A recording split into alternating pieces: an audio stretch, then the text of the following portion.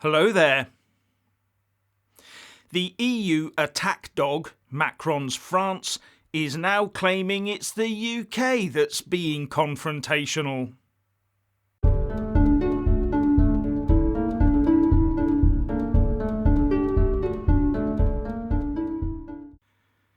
As per usual, please like, subscribe and comment below.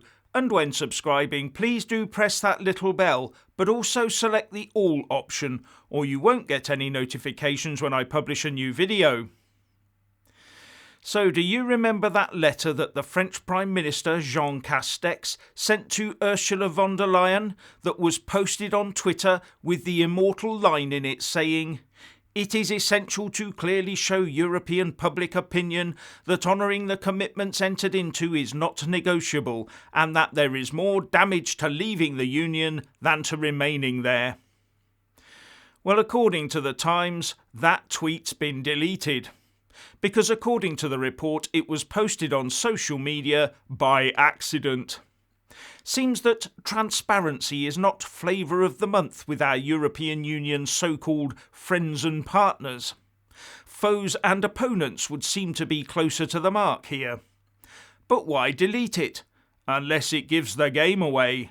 But maybe deleting it is the act that really gives the game away. Anyway, talking about that letter, Boris told the press, "I just have to say, everybody, I don't believe that that is compatible either with the spirit or the letter of the withdrawal agreement or the trade and cooperation agreement." Boris and Lord Frost appear to be taking aim at both the agreements the UK signed up to with the European Union, calling the actions and intent of both the Eurocrats and France into question. And interestingly, it seems that our Prime Minister is not amused by these French-sponsored actions. Robert Peston, the ITV political editor, tweeted, "Boris Johnson is visibly angry at the letter sent by the French Prime Minister Jean Castex to Ursula von der Leyen about the fishing row which said the UK should be punished for leaving the EU. This will run." And remember, this is all about 30 or 40 French fishing vessels of under 12 metres in length that are unable to fulfil the licensing requirements agreed by the EU and UK, that they have to be able to prove that they've operated previously within our 6 to 12 nautical mile zone before they can be given a licence. As far as I can see, that's the agreement that is binding the hands of the UK Fishing Licence Issuing Authority.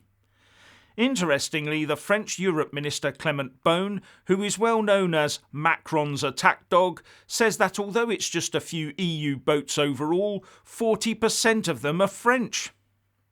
Well, best the French get their paperwork in order then. All they have to do is provide the requested proof of previous fishing history, and all will be well. But I'm left wondering if the French want this to run and run right up to their domestic presidential elections, so as to give Macron a nice nationalist issue so voters can see him defending French issues. Well, the answer to that one is blindingly obvious. Yes. So France wants the UK to rip up the rulebook just for them, so Macron can look good. And all the UK gets in return is insults and threats.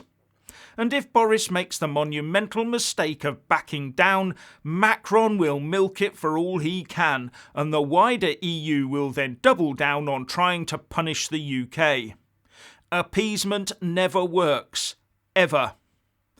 And now get this. France is demanding that the UK stop embarking on a path of confrontation. What the actual... From a country that, because we won't back down on the proper issuing of the aforementioned licences, is threatening, from tomorrow, to interfere with trade between the European Union and the UK. It's threatened to pull any electricity it provides to the UK and to Jersey, threatened to stop our fishing vessels landing in French ports, and even talk of banning UK fishing vessels from French waters. And I gather that Boris has told Macron that the French must withdraw these threats.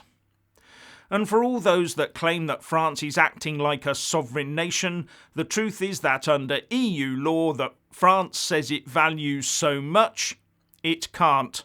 Or should I say, if the EU Commission and eventually the ECJ operated their rules correctly, France would be brought to heel and told to operate within the rule of law of the treaties that supposedly binds them together.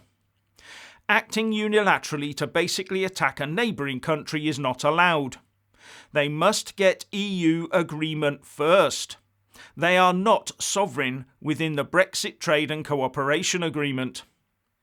But the EU Commission has been very quiet on this so far, leading me to the conclusion that Brussels is quite happy for this to play out to the wire. Maybe the EU is using France as their attack dog. Meanwhile, Lord Frost's friend and partner across the negotiating table, the EU Commission Vice President Maros Šefčovič, has once again tried to get the UK to back down on the Northern Ireland Protocol.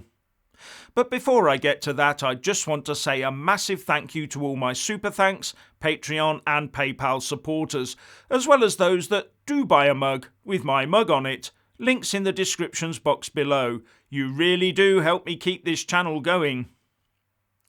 So Maros Šefčovič wants the UK to take another look at the EU proposals on the Northern Ireland Protocol.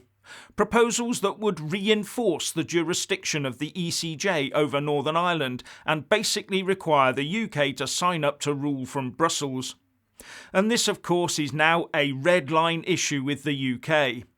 Because the EU actions in weaponising the protocol over the course of the year means we can no longer trust them to act in good faith. Especially given the contents of the Castex letter which talks about punishing the UK for Brexit.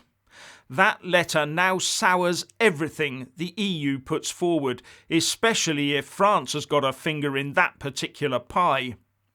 The protocol was meant to be an extremely light touch arrangement to ensure the internal political apple cart on the island of Ireland remained upright. The EU, however, still try to use it as the proverbial coach and horses to try and destabilise the United Kingdom. So there is zero justification for the ECJ remaining with any power at all within any part of the UK at all. Brussels tells us that if we agree to their proposals, 80% of the checks between Northern Ireland and Great Britain would be dropped. And they now expect us to believe that would be the case? Really? Well, I don't believe them. It would all be smoke and mirrors while they rebuilt as many checks as they possibly could. Brussels, in cahoots with Dublin, are intent on damaging the position of Northern Ireland within the UK. The truth is that everything we agree with the EU will be used against us. The fewer dealings we have with them, the better. All I've heard from Brussels since the Brexit vote is threats and demands. And what have we got in return from them? They are not our friends and partners. And as time goes on, they will rinse and repeat their Brexit punishment processes, and we will come to trust them less and less. And that trust will take many a long year to be regained, if ever. So what's your opinion on this tiresome Macron-driven situation? Please like and comment below.